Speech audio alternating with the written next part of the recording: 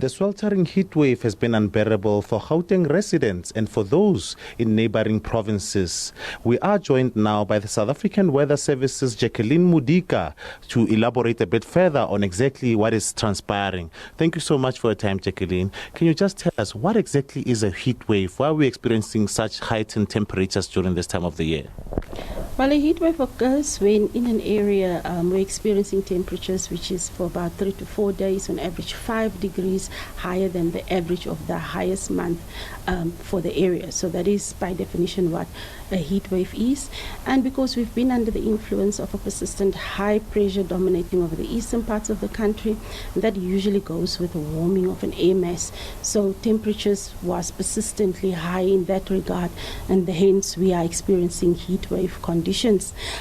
So currently we have Gauteng, we've got the high veld of Mpumalanga, the western bushveld of the Limpopo province, we've got the eastern parts of the northwest, and as well as the northern parts of the Free State that is currently under heat wave conditions, and we're expecting these conditions to persist up until Friday. So by Saturday, when we've got a system that brings in some cooler temperatures will drop sufficiently to break the heat wave conditions. However, it will still remain warm in most parts. And can you just elaborate on the link between the heat wave itself and the veld fires, of which you've also issued a warning? Well, it's not necessarily there's a link between the heat wave and the veld fires, because we can have veld fires even though we don't have heat wave conditions. And then veld fires also have their own criteria. So it takes the relative humidity in consideration, it takes the wind speed and its direction, and it also dependent on the temperatures. However, the hotter temperatures do contribute greatly to the veld fire conditions, considering that we haven't had much rain over the central parts of the country. So it's more the central provinces that is under veld fire conditions, stretching also as far as Gauteng in certain areas. So what people can then do when it comes to the veld fire alert that is out there is that we're encouraging the public not to start any fires or leave any fires unattended, because the wind factor of veld fire, should a fire break out, is what will make it hazardous, because it will not be easily controllable. So that is the basic precaution that people can take. And then the basic precautions when it comes to heat wave conditions is that we encourage people to avoid being outside as far as possible, especially between the hours of like 11 a.m. to 3 p.m. where the daytime temperatures usually peak towards its highest. If you can, avoid strenuous exercise or outdoor activity. And then we also encourage people to wear light type of clothing, obviously, to cool themselves down, and to remain hydrated, drink enough water during this period.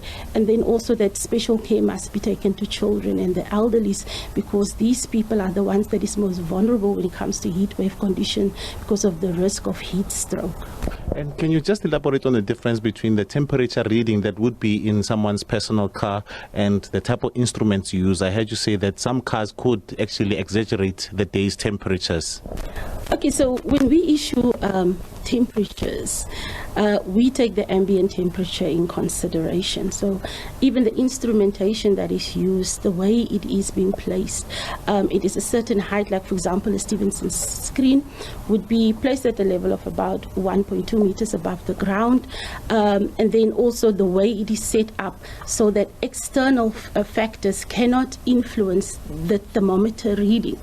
Now, I cannot speak factually when it comes to the manufacturers of cars, but also we know cars, when they travel on tar is black, it retains heat. So there is an off chance that whatever reading that you have, especially when it is very hot, could be exaggerated because of the heat retention of tar, and then that would be the reason that it picks up.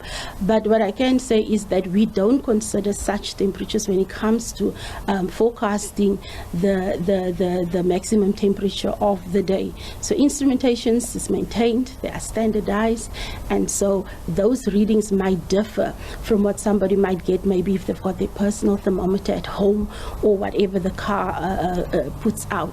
So that is the major difference that we try to caution people to say, you forecasted 38, but my car said 45. Like, the specifications is not the same. Okay, thank you so much. Well, as you heard, that's Jacqueline Modika, the senior forecaster here at the South African Weather Service, actually urging South Africans to stay indoors between 11 and 3 o'clock, especially those that are in Gauteng and neighboring provinces, as they will be experiencing a heat wave up until Friday.